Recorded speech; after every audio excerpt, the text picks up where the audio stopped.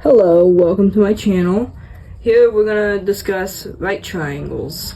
So, here we have this right triangle. We don't know what the side is, we don't know what this angle is, we don't know what this angle is. We're only given this angle is a right angle. So this is a right triangle we're dealing with. And we also have two side lengths, 6 and 3. Well, first we may want to find this side angle, we may want to find x. I say we find the side length. I said side angle, but that's side length. So we'll use the Pythagorean theorem. A squared plus b squared equals c squared. I know you've heard of it. If not, you're not even past 8th grade math, so come on. Anyways, now we plug in c is the hypotenuse. So we're trying to find c. So, and also a and b are these two legs. These are legs.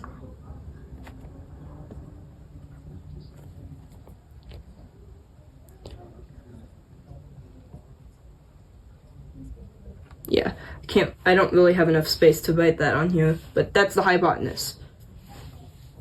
So here we have 6 squared plus 3 squared equals c squared.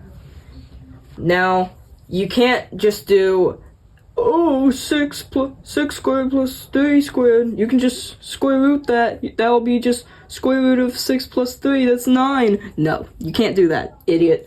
First, you have to do these squares. So that's just 36 plus 9 equals c squared. And then we can get 45 equals c squared. We can square root both sides.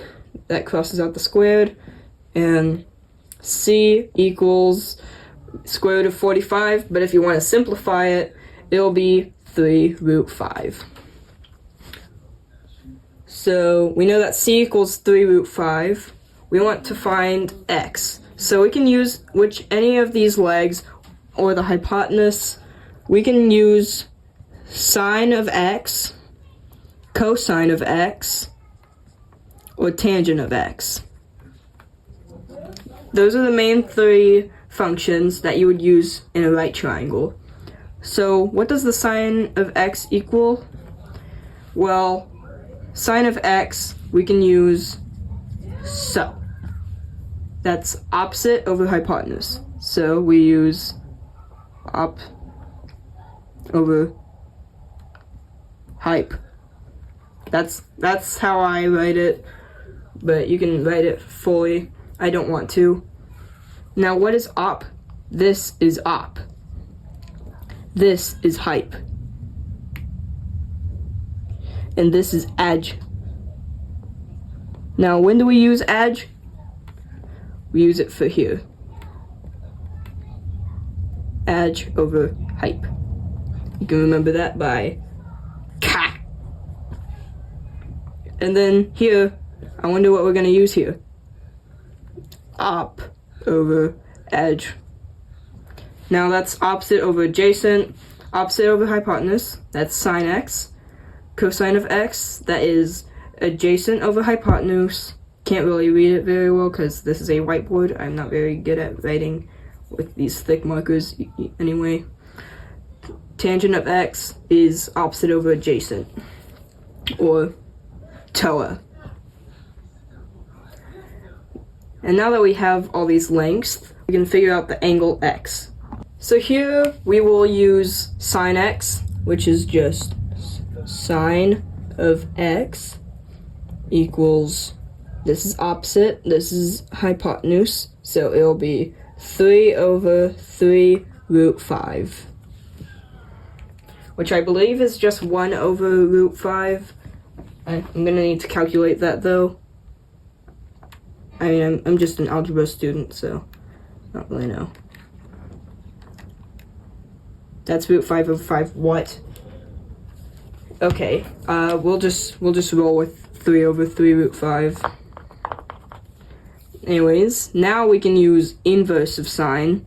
Well, inverse sine, where we take x and keep it on this side alone. So we can do sine inverse. Some of y'all may write this as arcsine. of 3 over 3 root 5.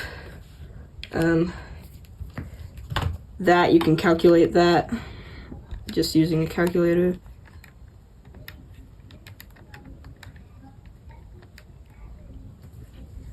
And so, yeah, x equals 26.565 according to the calculator. Well, maybe I should fix this because that's not exactly what it equals. So yeah, now you know how to do some basic right triangle stuff. You can apply the sine x to these as well. It's all the same thing, except you plug in adjacent for cosine instead of opposite, and you plug in the adjacent instead of the hypotenuse in sine x.